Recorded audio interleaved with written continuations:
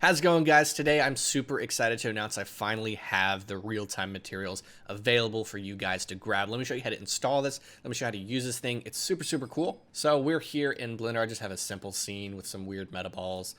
To actually install this, when you purchase the file, you are going to get a zip file. Do not unzip it. Just leave it as it is. We're going to go to Edit, Preferences, and it is an add-on. So you go to the add-ons, select Install, and then you'll be installing it from the file.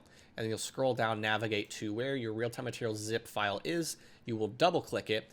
Once you double-click it, you're going to get this right here. Just hit the check mark, and it is installed for you to use.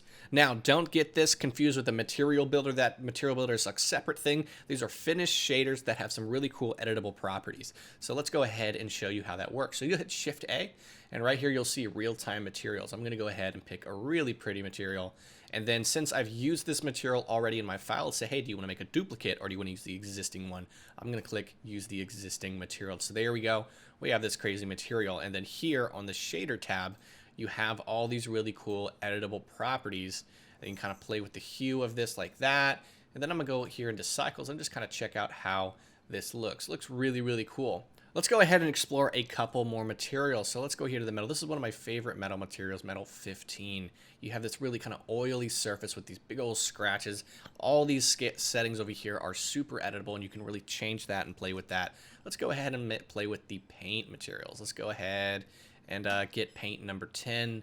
It's a really cool, it's another one of my favorite materials. It has all these chips kind of cut out of the paint, and you can go ahead and play with that color if you like. Now, something really cool about this pack is this is not just a static pack of materials. I'll actually be adding materials to this over time. I'll be editing some of the features with each material, so whatever feedback you guys give me, I'll be implementing that. So this will be changing over time, and if you purchase the pack, you'll be getting free updates for as long as this thing exists. So thank you guys for watching this. Go ahead over to Blender Market. You can grab a copy of it, and I'll see you guys in the next video.